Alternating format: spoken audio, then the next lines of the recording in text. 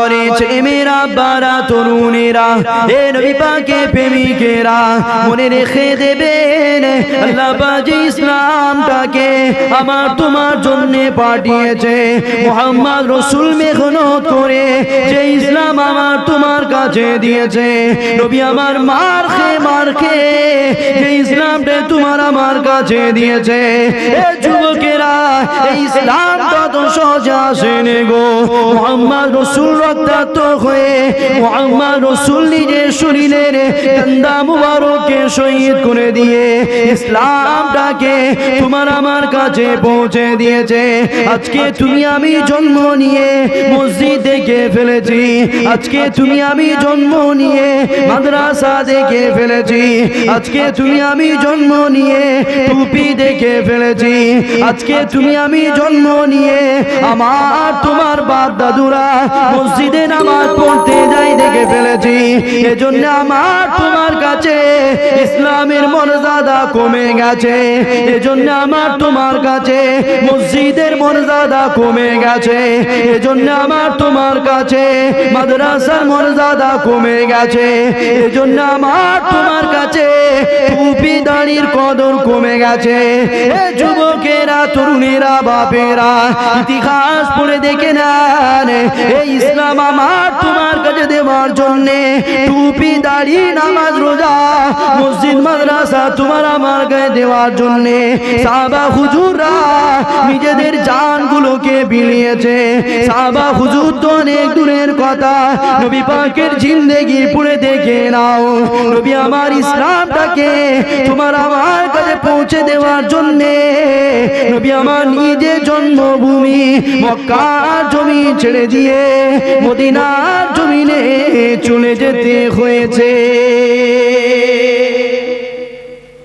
তাহলে আল্লাহ আমাদেরকে ভালোবাসে না বাসে নিশ্চয়ই ভালোবাসে তাই তো ইসলাম মিটে যাচ্ছিল কোরআন মিটে যাচ্ছিল শরিয়াত মিটে যাচ্ছিল আমরা ইসলাম বুঝতাম না শরিয়াত জানতাম না কোরআন পেতাম না কিন্তু আল্লাহ যাকে সবথেকে বড় নিয়ামত করেছে ভালোবেসেছে সেই মুহাম্মদ রাসূলের দ্বারা আমার তোমার কাছে ইসলাম পৌঁছে দিয়েছে জোরে বলুন সুবহানাল্লাহ তাহলে যে মুহাম্মদ রাসূল আমাকে তোমাকে এত ভালোবাসে এত পিয়ার করে আমাদেরও তো দায়িত্ব ছিল সেই মুহাম্মদ রাসূলকে মেনে নেওয়া আমাদেরও তো দায়িত্ব ছিল সেই মুহাম্মদ রাসূলকে প্রেম করা যদি আপনি বলেন আমি তো নবীর উম্মত কোথায় আপনি নবীর উম্মত নবী তো দুনিয়ার জমিনে নাই যে নবীকে আপনি দাওয়াত করে খাইয়ে দেবেন আপনি নবীর উম্মত নবী তো দুনিয়ার জমিনে নাই যে নবীকে নজরানা দেবেন নবীকে তোহফা দেবেন সাহাবারা যেটা করেছে আপনি করবেন আপনি নবীর উম্মত না ভুলে গেলে চলবে না নবী দুনিয়ার জমিন থেকে চলে গেছে নবী শুধুমাত্র নবীর আদর্শগুলো রেখে গেছে নবী দুনিয়ার জমিন থেকে চলে গেছে নবী শুধুমাত্র নবীর কথাগুলো রেখে গেছে এ দুনিয়ার মানুষ তোরা শুধু এই কাজ করবি আর এই কাজ থেকে দূরে থাকবি নবী শিক্ষা দিয়ে গেছে আর নবীর কথাগুলো মেনে নেওয়াই প্রকৃত মুহাম্মদ রাসূলকে মেনে নেওয়া জোরে বলুন সুবহানাল্লাহ নবীর উম্মত করলে তো হবে না আপনি নবীর উম্মত বললে তো হবে না নবী যাকে উম্মত বলে মেনে নেবে সেই হবে নবীর উম্মত জোরে বলুন সুবহানাল্লাহ মুসলমান ঘরে ছেলেমেয়েরা বারা তরুণেরা এ নবী পাকের প্রেমিকেরা আল্লাহ নবীকে পিয়ার করেন ভালোবাসেন মহব্বত করেন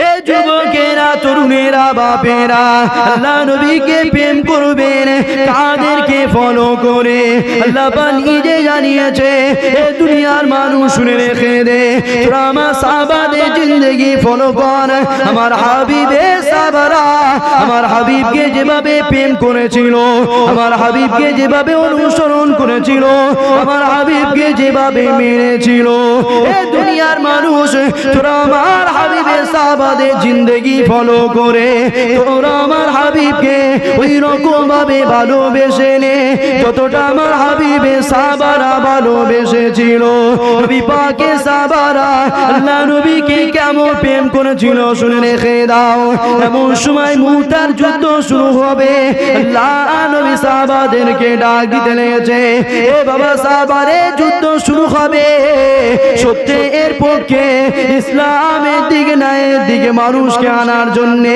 দুনিয়ার জমিনে কুরআনটাকে টিকিয়ে রাখার জন্যে, দুনিয়ার জমিনে পরবর্তী মানুষগুলোর কাছে ইসলামটাকে পৌঁছে দেওয়ার জন্যে হকের পক্ষে জিহাদ হবে। এ বাবা সাহাবারে, মাল লাগবে, মাল লাগবে, কে কি মাল দিতে পারো আমি নবী আমার কাছে হাজির করো।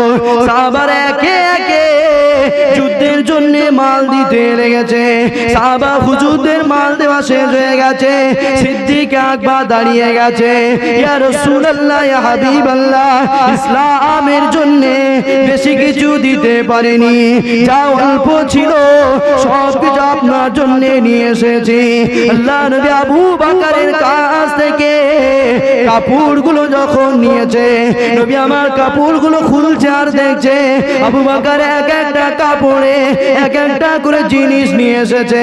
আল্লাহ নবী যখনই শেষ কাপড়টা খুলেছে, নবী আমার দেখতে লাগলেন রান্না করার পরে চুলাতে যে ছাই অবশিষ্ট থাকে, হযরত আবু বকর নবীর প্রেমে চুলা থেকে ছাই পর্যন্ত জিহাদের জন্য দিয়েছিল। নবীকে প্রেম করতে হবে, তবে আল্লাহ নিশানা দেখিয়েছে সাহাবারা যেমন প্রেম করেছে সাহাবাদের মতো প্রেম করতে হবে। মুতার যুদ্ধ হবে, ইসলামকে বাঁচাবার যুদ্ধ হবে, আল্লাহর পক্ষে সাহাবারা দাঁড়িয়েছে। আল্লাহ নবী বলছে সাহাবারা মাল দাও জিহাদের জন্য, যুদ্ধ হবে, মালের দরকার রয়েছে, যে যেমন পারো দাও। সাহাবারা দিচ্ছে, সাহাবাদের দেওয়া শেষ হয়ে গেছে, হযরত আবু বকর দেওয়া শুরু করেছে। বাড়িতে যা কিছু ছিল সব কিছু দিয়েছে। কাপড়গুলো খুলছে আর দেখছে এক একটা কাপড়ে এক একটা জিনিস রাখা রয়েছে। আর সর্বশেষ কাপড়টা খুলেছে, নবী আমার দেখছে এই কাপড়তে ছাই বেরিয়েছে, চুলার ছাই এনেছে। আল্লাহ নবী জিজ্ঞাসা করছে আবু বকর এই ছাই দিয়ে কি হবে? আবু বকর সিদ্দিক বলছে ইয়া রাসূলুল্লাহ যদি কোনো কাজে লেগে যায়। জোরে বলুন সুবহানাল্লাহ। এটাই ছিল নবীর প্রেম। এ যুবকেরা, এ নবী পাকের প্রেমিকেরা, আল্লাহ নবী এক তারিখে মদিনা নববী শরীফে নবী আমার দাঁড়িয়ে আছেন, সমস্ত নবীরা দাঁড়িয়ে আছে। এ যুবকেরা, ওই জায়গাতে সিদ্দিক আকবর আবু বকর সিদ্দিকও দাঁড়িয়ে আছে। আল্লাহ নবী হযরত আবু বকরের হাতটাকে ধরেছে। এ বাবা সাহাবারা শুনে রেখে দাও, এই সেই আমার আবু বকর, আবু বকর ইসলামের জন্য সবকিছুই দিয়েছে। আরো জোরে বলুন সুবহানাল্লাহ। যেই নবী এই কথা বললেন, আবু বকর সিদ্দিকের চোখে পানি এসে গেছে। ইয়া রাসূলুল্লাহ কি বললেন? আল্লাহ নবী বলছে সাহাবারা শোনো, এই সেই আমার আবু বকর। আবু বকর সিদ্দিকের হাতটা নবী ধরেছে আর বলছে এই সেই আমার আবু বকর, যে আবু বকর ইসলামের জন্য সবচেয়ে বেশি মাল দিয়েছে। আবু বকর সিদ্দিকের চোখে পানি এসে গেছে। আল্লাহ নবী বলছে আবু বকর, তোমাকে তো আমি প্রশংসা করেছি, ভালো কথা বলেছি, তুমি কাঁদছো কেন? আবু বকর বলছে ইয়া রাসূলুল্লাহ আর একবার বলেন। আল্লাহ নবী বলছে সাহাবারা শোনো, তোমরা সবাই মাল দিয়েছো যুদ্ধের জন্য, কিন্তু সবথেকে বেশি কেউ যে যুদ্ধের জন্য ইসলামের জন্য মাল দিয়ে থাকে সেটা আবু বকর দিয়েছে। জোরে বলুন সুবহানাল্লাহ। তিনবার যখন নবী বলেছে তখন আবু বকর কাঁদছে। আল্লাহ নবী বলছে আবু বকর কাঁদছো কেন? তোমার তো আমি প্রশংসা করেছি, তুমি দিয়েছো তাই বলেছি। আবু বকর বলছে ইয়া রাসূলুল্লাহ হাবিবাল্লাহ, যেদিন আপনার কদমে আসিনি সবকিছু আমার ছিল, যেদিন থেকে আমি আবু বকর আপনার কদমে গেছি আমার মাল তো অনেক দূরের কথা, আমি আবু বকর আমিও আপনার হয়ে গেছি। জোরে বলুন সুবহানাল্লাহ। অতএব এটা বলবেন না যে আবু বকর ইসলামের জন্য মাল দিয়েছে, আপনি এটা বলেন তবেই খুশি হব যে সাহাবারা শোনো, আমার আবু বকর আমার মাল আমাকেই দিয়েছে। জোরে বলুন সুবহানাল্লাহ। ইয়া রাসূলুল্লাহ তবেই আমি আবু বকর খুশি হব, আপনি এটা বলেন যে আবু বকর আমার মাল আমাকেই দিয়েছে। হুজুর যখন আপনার ছিলাম না সবকিছু আমার ছিল, যেদিন থেকে আপনার কদমে এসেছি মালটাল তো অনেক দূরের কথা, আনাজপত্র টাকা পয়সা তো অনেক দূরের কথা, আমি আবু বকর আমি নিজেকেও আপনার কদমে কুরবান করে দিয়েছি। জোরে বলুন সুবহানাল্লাহ। এ যুবকেরা, এ নবী পাকের প্রেমিকেরা, কোন কোন আবু বকরের কথা বলছি শুনে রেখে দেন। হযরত আবু বকরকে আল্লাহ এত সম্মান দিয়েছিল, হযরত আবু বকরকে আল্লাহ এত ধনী বানিয়েছিল, আবু বকরকে আল্লাহ এত অর্থ দিয়েছিল, আবু বকরকে আল্লাহ এত সম্পদ দিয়েছিল। আবু বকরের সঙ্গে যদি কেউ দেখা করতে চাইতো এক সপ্তাহ সময় লেগে যেত। আবু বকরের সাথে কথা বলতে গেলে আমার তোমার মতো মানুষগুলোকে লাইন দিয়ে দাঁড়াতে হতো। এ যুবকেরা, তরুণেরা, বাপেরা, ওই আবু বকর এক তারিখে হযরতে বিলালের পাশে বসে গল্প করে, হযরতে বিলাল হুজুরের পাশে বসে কথা বলে। আর বিলাল হুজুরের মুনিব উমাইয়া দেখে ফেলেছে। কে দেখেছে? উমাইয়া, বিলাল হুজুর যার বাড়িতে কাজ করত, কৃতদাস হয়েছিল। এ যুবকেরা, এ নবী পাকের প্রেমিকেরা, যখনই উমাইয়া দেখে ফেলেছে, উমাইয়া আবু বকর সিদ্দিককে বলতে লেগেছে, এ আবু বকর শুনে রেখে দাও, যখন তুমি মুহাম্মাদের দিকে ছিলে না, যখন তুমি আল্লাহকে মেনে নাওনি, তোমার সাথে কথা বলার জন্য মানুষকে লাইন দিতে হতো, তোমার সাথে কথা বলার জন্য মানুষকে এক সপ্তাহ তোমাকে খুঁজতে লাগতো। এ আবু বকর, যেদিন তুমি ইসলামের দিকে এসেছো, যেদিন থেকে তুমি মুহাম্মদকে নবী বলে মেনে নিয়েছো, এ আবু বকর, তোমার সম্মান, তোমার কদর কমে গেছে। কেন কমে গেছে? এ আবু বকর শুনে রেখে দাও, যে বিলাল আমার কৃতদাস ছিল, যে বিলাল আমার বাড়িতে কাজ করত, যে বিলাল আমার চাকর হয়েছিল, আজকে তুমি এত ধনী মানুষ হবার পরেও ওই বিলাল এসে তুমি কথা বলতে লেগেছো। এ আবু বকর, যেদিন থেকে তুমি ইসলামের দিকে এসেছো, যেদিন তুমি মুহাম্মাদের দিকে এসেছো, এ আবু বকর, তুমি লস করে দিয়েছো, তুমি তোমার জীবনে বরবাদ করে দিয়েছো। যখন এই কথা উমাইয়া বলেছে, আল্লাহ পাক সঙ্গে সঙ্গে সূরা নাজিল করেছে, আল্লাহ পাক সঙ্গে সঙ্গে কোরআনের আয়াত নাজিল করেছে।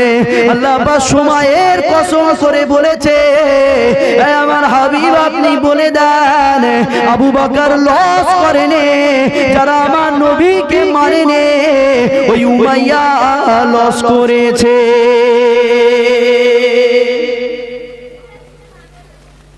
আল্লাহ নবীকে যখন আবু বকর মানেনি, আবু বকর অনেক ধনী মানুষ ছিল, অনেক টাকা ছিল, অর্থশীল ব্যক্তি ছিল, কিন্তু আবু বকর যখনই মুহাম্মদ রাসূলের কদমে এসেছে, মুহাম্মদ রাসূলকে দিতে দিতে, ইসলামের জন্য দিতে দিতে আবু বকর গরীব হয়ে গেছে।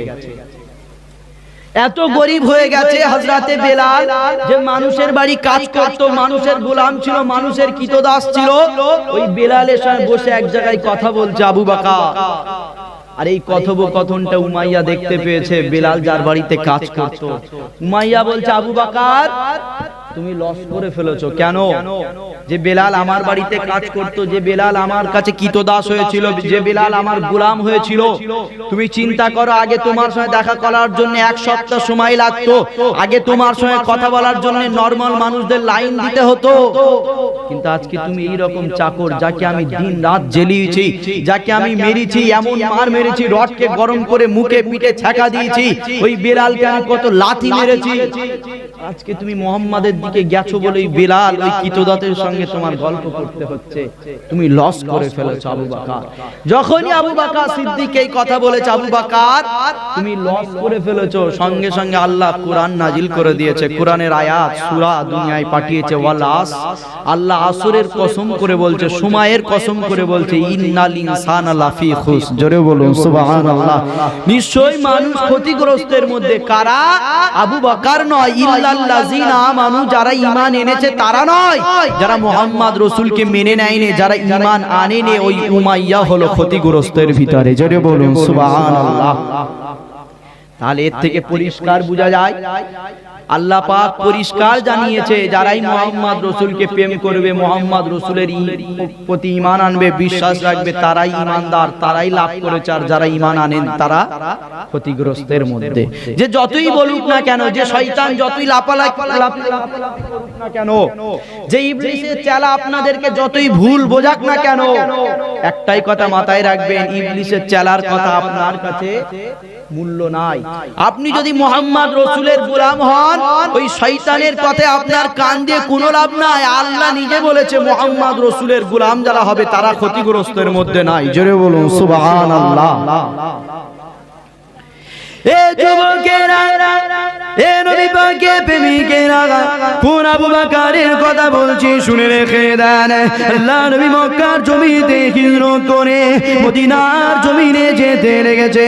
নবী আমার আগে আগে যায়, হযরত আবু বকর নবী পাকের পিছনে পিছনে যায়।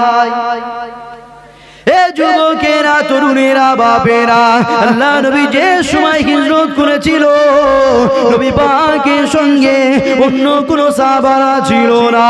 হযরত আবু বকর শুধুমাত্র একা একা নবী পাকের সঙ্গে হিজরত করেছিল।